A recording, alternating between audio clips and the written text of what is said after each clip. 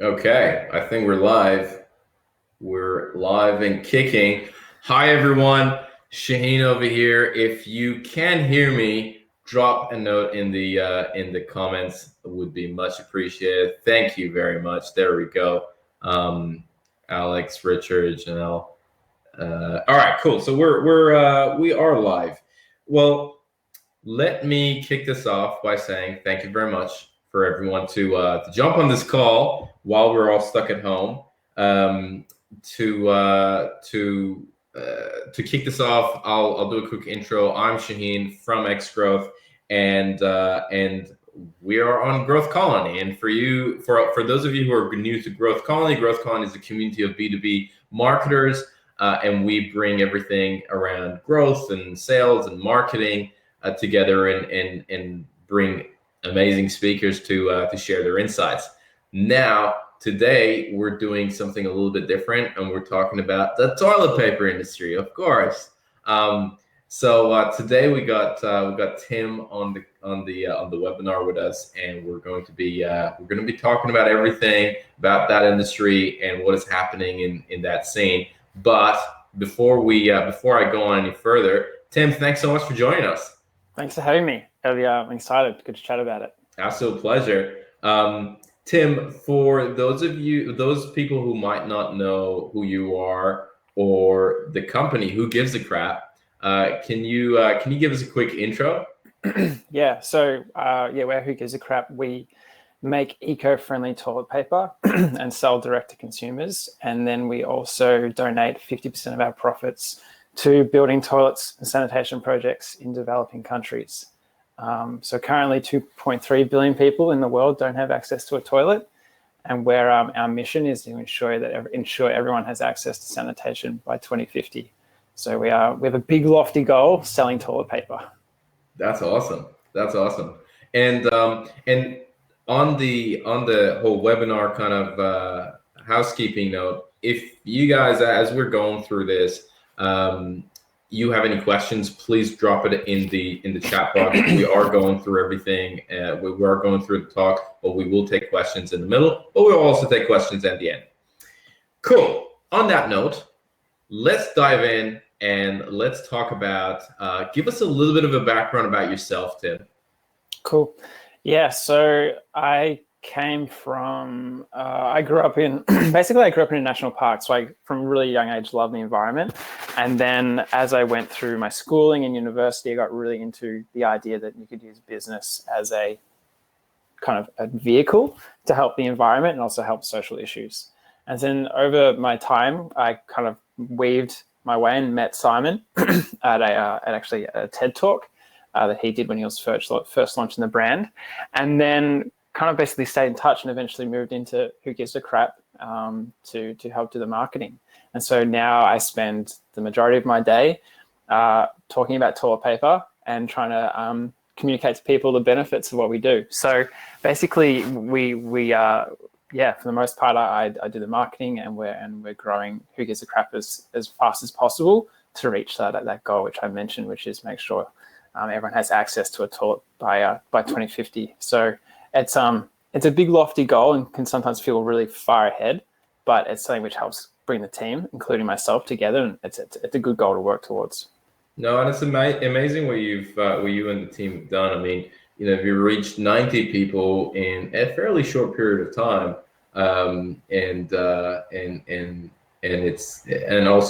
it's very awesome to have that big, hairy, audacious goal in the background as well. Cool. What I'd like to do on this webinar is, first of all, talk about, toilet paper is now, completely associated with Corona, right? And what we've seen, toilet papers being stacked up in people's trolleys and running out of Kohl's and Woolies. Can you give us a little bit of background, how, in terms of timeline, how did that look like from a toilet paper manufacturer's perspective, right? What did you see across the world? Because the other thing is, you have multiple offices. You have operations in China, Australia, US, UK, so on and so forth. How did that look like from you and your team standing behind behind the wheels and looking at the world. It's an interesting one.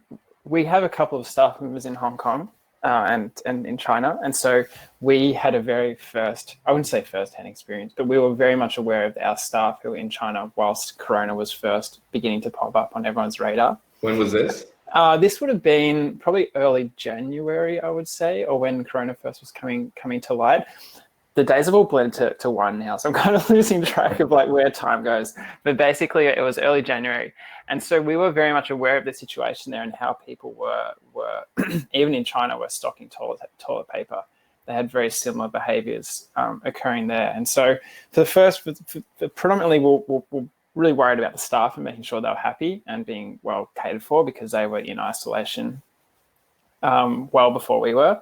And so that was the first part. The second part was seeing this wave of toilet paper really taking off as an essential item that people were beginning to stockpile. And we didn't really think it would get to international level as it has eventually. We were very much aware of that was happening. And then once we saw the issues around the cruise ships where people were beginning to take the coronavirus outside of China, or it was beginning to appear outside of China, we then realized that the potential for the stockpiling to happen in other countries was very much a real possibility. So we were keeping an eye on it, especially in Australia. We saw the spike happen sooner rather than other countries. So we saw it would have been the 2nd or 3rd of March, I think it was. We basically saw an uptick in sales one afternoon, and then the next day we saw 10x sales out of nowhere, and that's when the stockpiling really began. And then it was interesting because USA was still quite calm in their sales. So we have an online store in USA and then also UK. And it wasn't until about a week later that USA had the same spike with stockpiling. And then even then, UK was still pretty mellow. But then it wasn't until about 4 or 5 days later, UK had a similar situation. So basically, from the beginning of March in Australia, we were able to actually even in China, seeing the situation occur, but in terms of actual sales, we saw the situation kind of build from Australia and then kind of go from each country around the world, and they had very similar the spikes in terms of stockpiling and new customers. Interesting. Why do you think of all things toilet paper? Yeah, I mean, it kind of comes back to economics 101 in a way, which is when there's an economic downturn, there's a lot more fear in the market and in the community. And so what happens is a big part of the result of that is people go into basically fear of missing out mode. And that means stockpiling on all the, stockpiling all of the essential items. So you'll see things like hygiene, laundry detergent, and those sort of products will always go up in sales in a situation where there's a lot of fear. And so what happened is basically when people began to stop panic buy toilet paper, as a human behavior point of view, it comes back to basically the FOMO, like the fear of missing out mentality. So what happens is people don't actually rationally look at what they need to buy. They actually go, someone else is buying extra toilet paper. I don't want to be the last one who misses out, so I'm just going to buy it anyway. So it's not actually a logical thing of saying, oh, I'll get some in 2 weeks' time. It's more a thing of you see your neighbor getting extra toilet paper, or you see the person next to you in the aisle getting extra toilet paper, and you don't want to miss out, so you take more. And then to compound that issue is that because toilet paper is such a big, bulky product, it only takes like 2 or 3 packs off a shelf or 4 or 5 packs off a shelf to see a big kind of gap in that shelf space, which makes you feel like there's less and less there. So you then go even harder and go even more toilet paper to get it from the store. So it's a real compounding effect. So we definitely saw an increase in new customers purely based on the fact that they'd gone to the store, there wasn't anything physically in a store, and then they'd gone online and searched toilet paper and then found our online toilet paper website. So it's kind of one of those things where people were like just ran to the store to get as much as they could, and then we're like scrambling to find places everywhere else. So it really comes back to that basically it's a base level of anxiety and fear of missing out. Interesting. And when was it exactly? So you said the 2nd or 3rd of March here in Australia. was there an event that was associated with that? You talked about the cruise ship. Was there something from from people seeing something and then they're like toilet paper, that you kind of were able to like associate it to? Yeah, it was a real increase in the media. It went from the Corona story went from being outside of our periphery, like away from us, and it was the first time it became internally to Australia. And so I think for a lot of people, they were seeing the situation in China occur, and on social media and on mainstream media, and then that was kind of outside of our space, like it didn't feel as real. But when it became realistic, as you said, with the cruise ships and Australian members on cruise ships, and then when the story began to release that Australia, it was pretty much imminent. The corona was going to reach to Australian shorelines and become spread around the country. That's when the momentum really kicked up, and basically coming back to that fear of missing out behavior mentality of humans. It wasn't logical. It was more a thing of I should go out and buy pasta, cans of beans, toilet paper, and alcohol, and then go home, and then like I'm prepared for the apocalypse. But the problem is a lot of people don't understand the buying cycle, the production and manufacturing cycles of products. So they don't know that there's going to be another batch in a week or another 2 weeks. They're just basically thinking one day ahead and being like, I have to prepare for now because I might not be able to come back in a week's time. But as we've seen, like that's not the case. Like we've still been able to go to supermarkets. Yes, you shouldn't hang around in parks and bars and do other things, but you can still send someone out to a supermarket to get groceries. So it's just kind of a lack of understanding of the situation and where it was going to end up. But in the panic and like the fear of missing out, people just wanted to get as much as they could. So the original like prognosis from that point was the story of it being outside of our circle of Australia and actually coming into Australia. Interesting. And did you see any differences, or were there discrepancies among Australia, US, and UK? Yeah, it's interesting. The UK, I mean, people in the UK definitely seem to be the chillest of all people in the world. They were like, no, we got this, we're fine. Like they took them a really long time to jump into panic buying mode. So I didn't really follow. I didn't see the UK media as much before that occurred. We kind of, it was quite busy. I wasn't able to keep track of that, but it definitely felt like the media stories in UK weren't as intense. So that really meant that the panic buying behavior wasn't fueled as hard as it was in Australia and the US. But you really can track basically like the first stories of whenever Corona began to reach the countries where it like Australia, UK, and USA. That's when the panic buying really occurred. It's basically like when we think that it doesn't affect us or it's not in our backyard. People were very, very relaxed. It wasn't until it came into our periphery that it really took off. Gotcha. And are you seeing it? How is the situation now? Like, what are you seeing in terms of is the hysteria still there? Is it what are you seeing in terms of your numbers and your sales right now versus? Well, I would say three phases, right? Before Corona, during Corona, you talked about 10xing sales, and then now. Yeah, it's one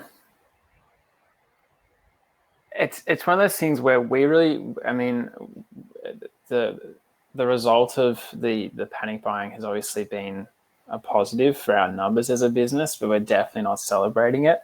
Like for us, it's a learning curve, but we've really taken the stance of doing the best that we can to make sure people stay calm and don't panic buy, because it's the people who are less advantaged in our community who end up missing out on fundamental groceries and needs. So we really have taken a stance the whole time to make sure that people don't kind of fall into this buying pattern behavior.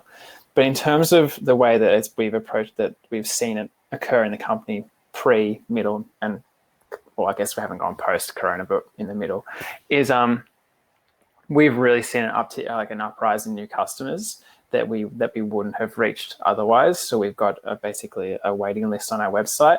We've kept subscriber customers, like the stock for subscriber customers available, so they're they're serviced. But the amount of the uptick in new customers that are coming to the site daily is fascinating. So our general site traffic has increased like by a significant amount of a percentage, and that has stayed. Like I was expecting to see a huge spike in sale, like the Corona spike in sales, and then once we sold out and told people to sold out, they would drop off again.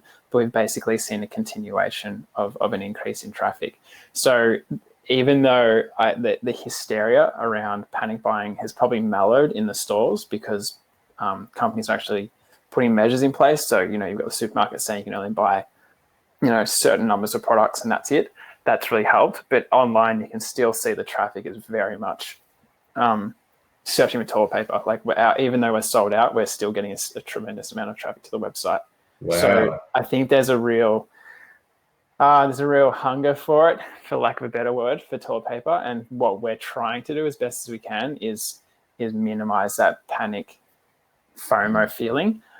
Especially once the world replenishes toilet paper stock. So I think we'll see in the next month or so toilet paper becoming much more readily available in the market. It will just depend on how businesses go about selling it. So for us, we're not going to just open up shop and to say, hey, it's an open all frenzy, come get it. We're going to really do our best to make sure that the people who need it, so whether it's low-income earners, the elderly, etc., they get it first, and then kind of eventually we filter out to everyone else.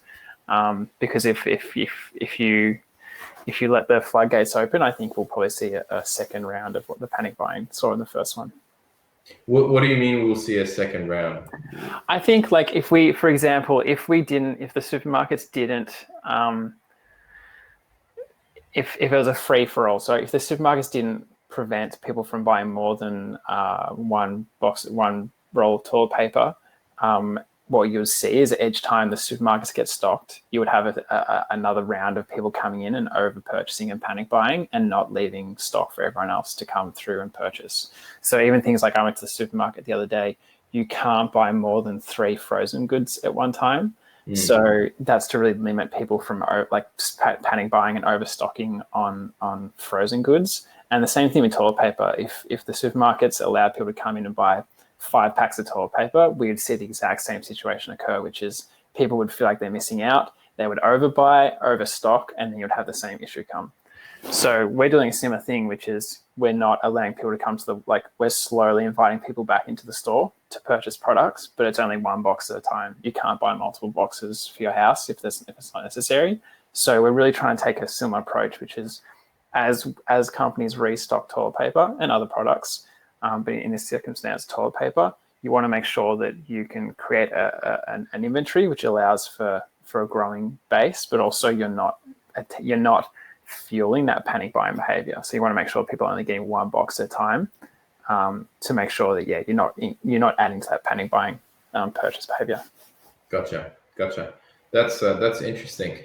Now, coming out of this, and well, not out of it, but being in this environment now, how, and you've touched on this to a certain degree, but how has your strategy as a company changed when it comes to your marketing and the way you're approaching the market? I mean, I understand that now, you're putting restrictions in terms of how many people can buy, but what are the channels? Are you promoting yourself on, you're doing more SEO, or are you doing more paid, or have you stopped doing everything? What is going on in terms of your strategy? Maybe what was it before, and then what is it now with everything going around with Corona? Our goal is to basically convert people from virgin toilet paper to recycled or bamboo. So what that means is virgin toilet paper is cutting down a tree, mushing it up, and then repurposing it into toilet paper. The problem is that cuts down trees and obviously has a really big impact on the environment. Whereas if you can turn textbooks and office paper into toilet paper, that's a much better use of our resources. So our main aim is to basically bring new people in to the business to turn them into recycled toilet paper users or bamboo toilet paper users. So a lot of our marketing strategy is about pulling people into the business and telling them a story which encourages them to make the switch if they haven't already made the switch. If they already do use recycled, it's still about telling that brand story, but it's a bit easier to get them on board. So a lot of our marketing strategy was about advertising, paid advertising. So that's Facebook ads, Google ads, billboards, radio, all the usual suspects in that regard. But as Corona occurred and the panic buying happened, we sold out globally. So we sold out in Australia, UK, and USA for new customers. I should clear that up. For new customers, we still have our subscriber base catered for, but basically we sold out. So we had to mark the store sold out and stopped all marketing efforts in that paid advertising space. So we turned off Facebook ads, turned off Google ads, all those things. We then shifted our approach to more of a communication, really leaning heavily on the communication piece to our current customers, but also new customers. So that was really around how can we as a toilet paper company change the conversation from being panic buying and stockpiling to one of let's try and calm the community a little bit and say it's okay, you'll get your toilet paper, it's gonna come, but just relax in the time being and help tell that in a friendly, fun, nice way, as opposed to kind of just, it's not like kind of slapping someone's hand saying, don't do this, you're wrong, doing a really friendly, nice way. So we've shifted from paid advertising and putting much more of our resources into things like organic social media. So Facebook posts, Twitter, LinkedIn, Instagram, like on the organic side, lots of really fun, playful content to make people feel good in a time which is quite stressful for people. And then leaned really heavily into our email. So all those new customers who have signed up to a wait list, we're continually communicating to them to be like, hey, this is where we're at, this is what you can expect, this is when we're going to come back online, as well as giving them some soft, fun, playful things in the meantime to make them feel good and calm and relaxed, and hopefully give them a positive feel in what is kind of, which is what in a kind of stressful climate that we're in. And then also leaning more into the PR side of things is probably the third element to that. So joining into the toilet paper conversation, both on television, on radio, etc. So our CEO Simon has been doing a lot of radio and TV interviews to basically communicate the same message, which is like, this is a really strange time that we live in. And whilst as a toilet paper company, we've done, it's helped increase sales, we really want to make sure that we can alter the behavior of the community to go to a much calmer wave of buying. So to answer your question, it's kind of a long way around. We've basically gone from quite a hard traditional advertising route to now more of a soft communication, make sure people are feeling heard, that we're communicating to them as much as possible, and they feel, hopefully we can change the conversation from panic and fear to one of something which is a little bit more calm, give them a little bit of spark of enjoyment in the day,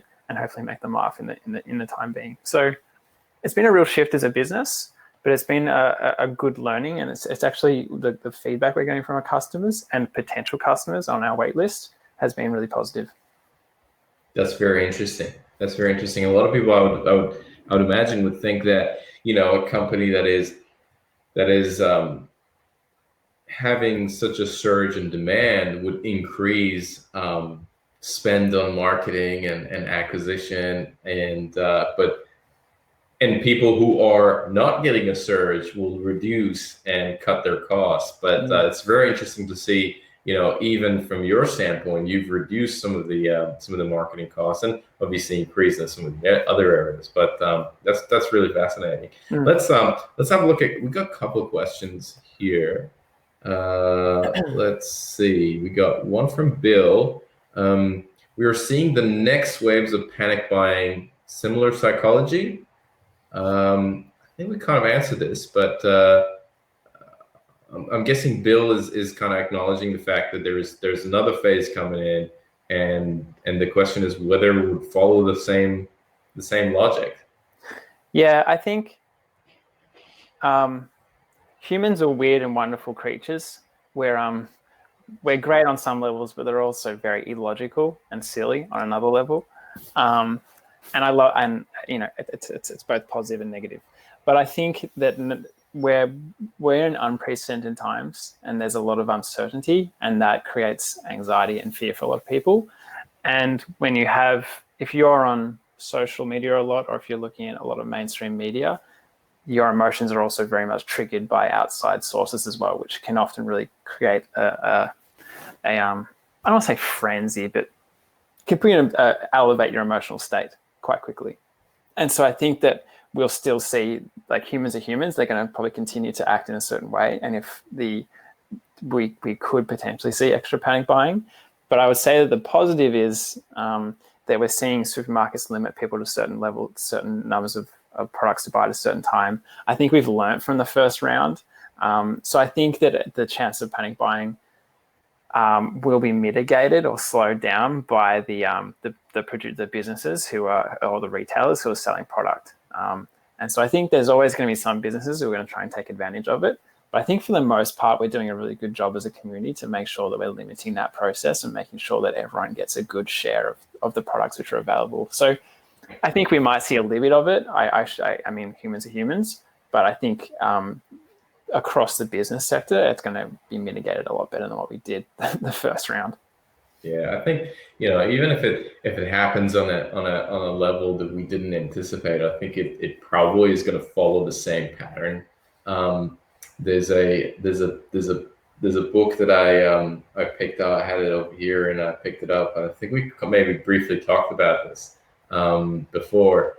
The title of the book is the Madness of the Crowds, right? And it was written in 1840s or 50s or something like that, where the author analyzed all the panic buying and the hysteria that happened in the past. In France, the Mississippi bonds, and in England, and in Holland with the tulips and everything. And how the masses drove this mania. And the argument is sometimes you see a massive spike in a short period of time, but there are also sometimes that you see this spike over a long period of time, whether it was GFC, where there were loans being given out because, hey, it's working there, we got to do it as well, versus here. And I think this whole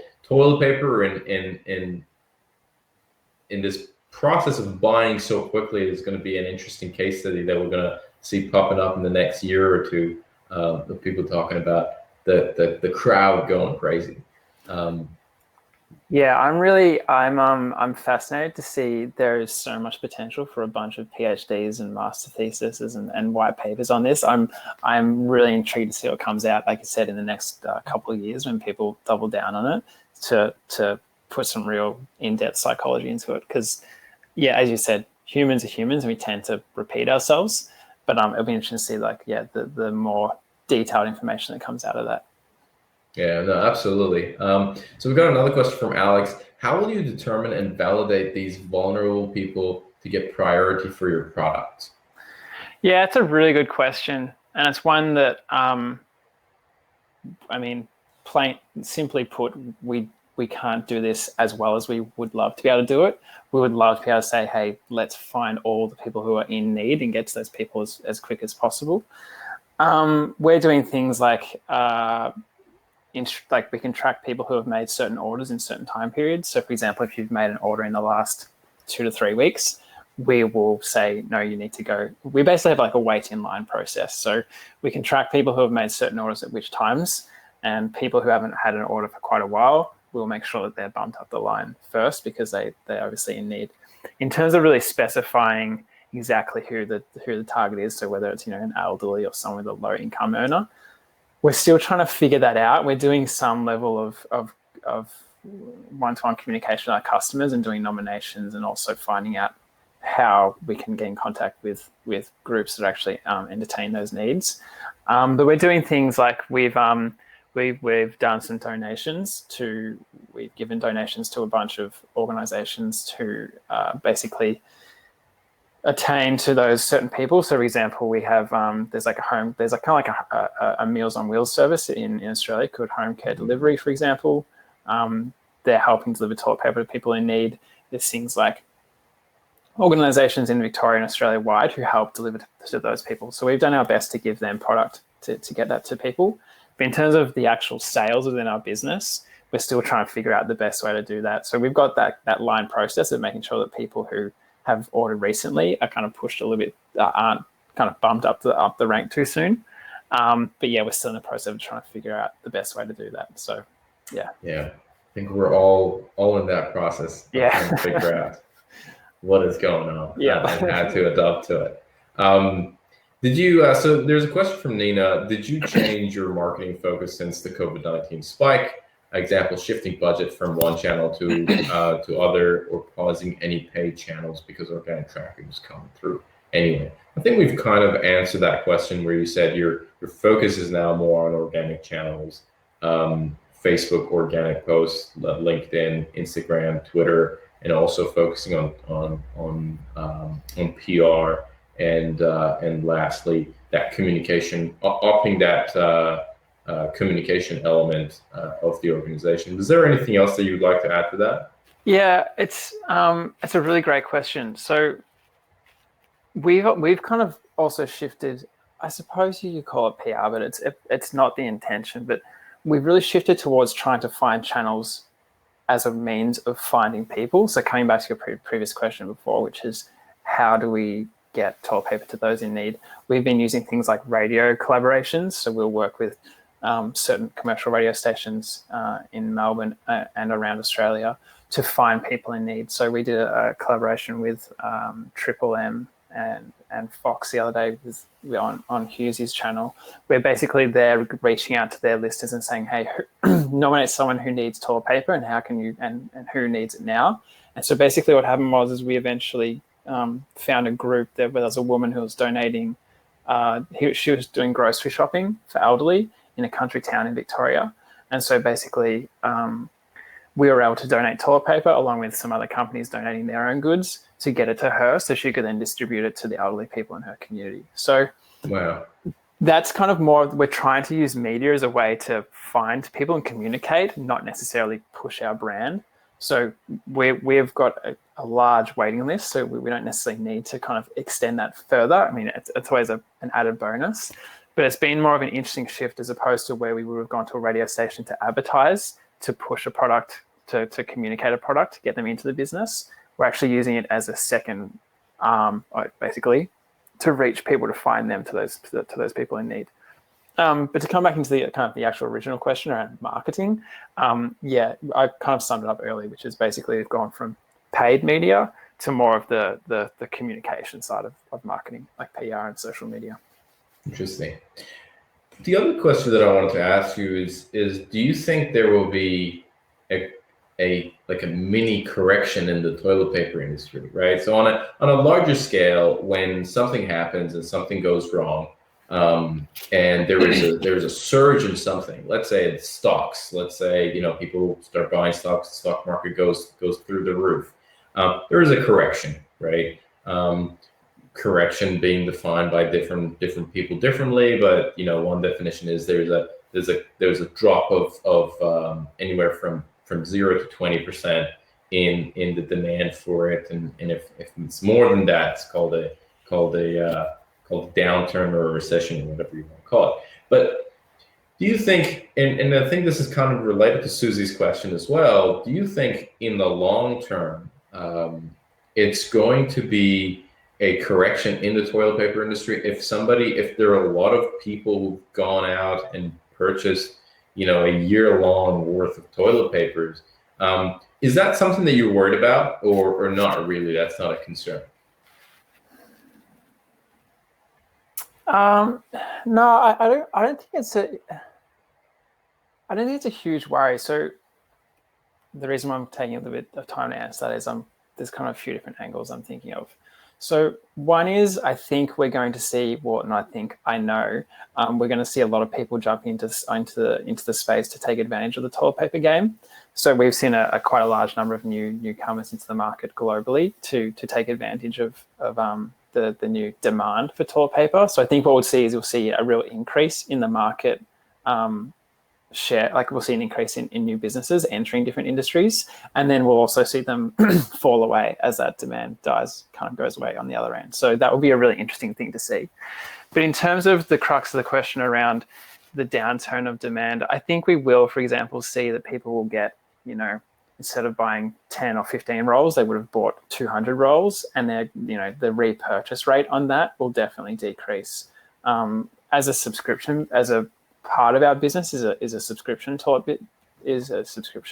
element. And so anyone who's in e-commerce subscription will know churn.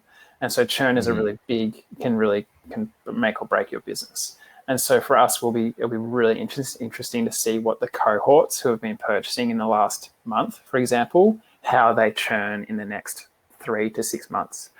I think we'll still see now, like we've had this huge panic buying for, let's say, the last month globally in supermarkets and online stores. So I think that will you'll see like a lower repurchase rate from there. But I still think that with the way that the supermarkets are reducing how much you can buy, and then also how online stores are reducing how much you can buy, I think we'll see like a bit of a potential slowing down of repurchase rate. But because we're deciding how many rolls you can buy, I think that'll limit the potential drop off as a result of downtime, because you'll still have people who need toilet paper in a month or the second month or the third month, as opposed to being this like 6 month quiet patch. But I think it will be interesting. Like, I mean, I remember my I was only thinking about it a few weeks ago. I remember my grandma, she was in the Great Depression when it occurred. And I remember her telling me stories where people were using newspapers as toilet paper. And I'm curious as to whether that stuff, that lasts in your mind, like whether we turn into a society for the next 10 years of people who are just prepared for an outbreak. And maybe that becomes like because in a recent memory, that's like what happens with people. Who knows? I mean, I don't know where that's going to run, but there is an element, there's definitely in the back of my mind, I'm thinking about what that repurchase rate will look like and how it will affect the business from a cash flow perspective. But right now it's more about kind of getting people to people who need it, and then we'll worry about that as the time comes in. And that's an interesting topic that you bring up. As you're going through this, what are the other metrics and KPIs that you keep in a close track of? So, you talked about churn, talked about repurchase. What are some of the numbers that you're keeping a very close eye on as you go through this process? Yeah, so there's a few metrics. The big one that really comes to my mind first is the amount of tickets answered per tickets coming in. So customer service is a really big part of our business. We want to make sure that we're listening to people and communicating with them as much as they need. And if anything, over communicate more than under communicate. Like that's basically the rule. So that a really big metric for us is how many tickets we're answering, and not necessarily in a certain timeline, because that can be gamed. People can just answer tickets as fast as possible, and they're terrible tickets, for example. You'll see some businesses have that number. But basically, what's our the feedback on our tickets from customers, and are we getting to them as quick as possible is a really big one, especially in a time when people are feeling anxious. Another big one is looking at the churn. As we mentioned, that's a really big one to understand where that's going to happen. We can't really see that for another month or two because we sell 48 rolls per box. It does take time for people to get to the end of that cycle to then make a second purchase. The cohorts purchasing, another really big one is looking at where our traffic is coming from. And then as we begin to the really big metric for us right now is as we begin to slowly invite people to make a purchase from our wait list, is understanding how many of those people actually make a purchase. So for every X number of emails we send out to invite them into the store, how many actually make a purchase? So I'm really intrigued to see over the next few weeks that of the amount of people on our wait list, how much are actually truly want to be part of the Who Gives a Crap brand, and how much of them were just signing up to every potential toilet paper provider there was and putting an email down or just trying to find any avenue they could. So for me, like, to come back to your kind of original question, is the customer service tickets, how are we doing? That's like a really big, important thing for us. And the second one is looking at what that purchase rate from the new customer wait list will be. I'm really intrigued to see how that goes. Gotcha. A lot of the metrics that I would focus on normally, things like return on advertising spend or CAC, like customer acquisition costs, and those sort of paid media or paid advertising metrics have kind of gone out the window as we turn those down. So the bonus for me is I don't have to do as much reporting, so that's a good thing. Less reports on Monday mornings. All right, I love it. We got a question from Laura, and she is saying, "I've seen your advertising campaigns on the street, which I find completely amazing, and creative.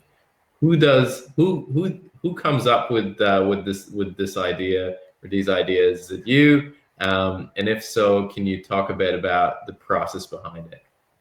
Laura, that's very flattering. Thank you. Yeah, it's a team collaboration. It's definitely, I cannot take credit for that. I just rock up to work and do a few emails, then go home, pretend I've done something. Basically, we have a creative team internally to who gives a crap.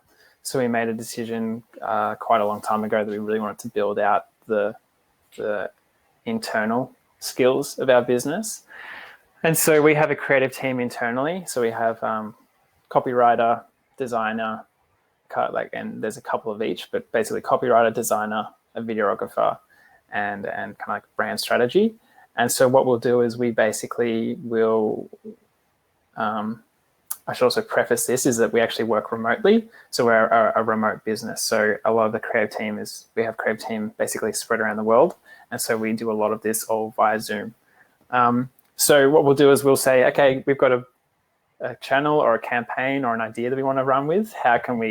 What's this going to be about? And so basically we'll we'll create a brief with the marketing team, and then basically have a brainstorm with the creative team and the marketing team and make sure everyone's on the board, and we kind of throw some ideas around. Everyone will go away, and then a pitch will be provided, which will basically be like the top 4 ideas that we think are going to be good. And then we basically do a kind of a poll internally in the company, decide which direction makes sense, and then we run with that, and then the creative team produce it. So we're very much very creative heavy in the sense that we really believe that good copy, good imagery, and good storytelling are really important to a brand. So we lean heavily into that. And so to answer your question, it's kind of a mix of combining hard data, hard science, with lots of really great creative, mix them together in a pot, and then makes a tasty marketing cake, basically, a creative cake. So that's the way we think about it. It's a lot of hands on deck to do it, but it tends to give the best results. The creative cake sounds like a good title for a book. All right, no, thank you so much. That's so important. It's very hard to come up with creative campaigns. I think a lot of companies, especially in our space, the B2B space, everybody sounds the same.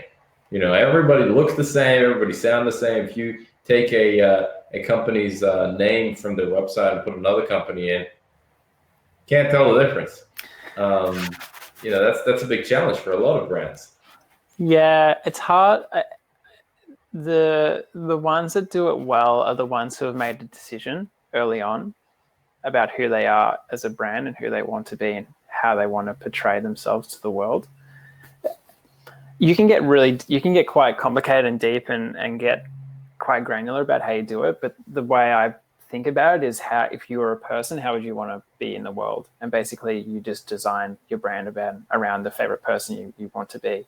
So for us, we decided we want to make buying toilet paper a fun, pleasurable, and delightful experience, whether you actually buy toilet paper or don't buy toilet paper from us. But any interaction you have with us, whether it's recruiting, whether it's a invoice you get from us, whether it's a social media post, or whether it's an email that you get from an add to cart that you didn't make a purchase, we want you to feel delighted and happy and fun about an experience rather than feeling like it's a typical company trying to take your money. And because we're dealing with a topic which is can be a little bit unnerving for some people, both on the toilet front, but then also on the issue that people are actually dying because of the results of sanitation. We deliberately made a choice that we didn't want to go down a make you feel guilty charity typical route that you see from a lot of charity angles, and we wanted you to actually feel really good and happy and joyful about what you're doing. Because if you make someone feel good, like when you tell someone that compliments someone down the street or at a bar, or like you tell someone they're great, they want to spend more time around you and they want to be around you more. And so the best way to do that with a customer is to be that person. So the more you can make someone feel good about who they are, the more they're going to want to hang around with you. And then you feel good as well. So it's just, smiles all around. Absolutely. No, I love it. Look, this has been great, and I very much enjoyed our conversation. And thank you so much for your time. Now, look, if people want to get in touch with you or they want to know more, what is the best way? Is there a way for them to get through the waiting list, get on the top of the waiting list? What is the best way for them to get in touch with you and hear more about what you do? I'll be taking bribes. So if anyone has a spare 200K, I'll just slide that on the table. No. So I can actually see, like, Kim, I can see a question from you. So if you want to hit me up on LinkedIn, Twitter, I use a lot of. I don't spend a whole lot of time on social. I try to keep, as in the Instagram, Facebook side, I try to keep that to a minimum.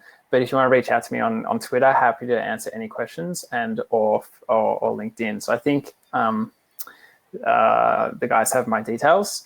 If not, just stalk me through LinkedIn. I'm pretty easy to find. Sounds good. What's your Twitter handle for if people wanted to hit you up? My Twitter handle is Tim_H.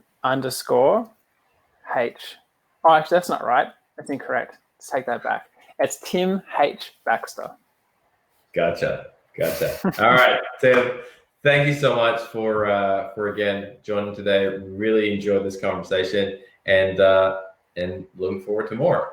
Thank you very much. Thanks a lot. And everybody else, thanks a lot for jumping on. I forgot. Alex just reminded me, our next webinar is going to be with Tim Beveridge, and it's going to be on how to get more out of your data by simplifying your approach to marketing. So if that's something that is interesting as well, make sure to sign up for that as well. And lastly, the last thing I should mention is make sure you jump on our Slack channel. We share a lot of insights. We share the videos and recordings of our conversations and our events. We do announcements over there. And there's just a whole community of about, I think, 200, 300 people that share a lot of insights around marketing and everything about it. So the link is going to be growthcalling.org/Slack. Check us out there. And until next time, we'll see you around. Bye-bye.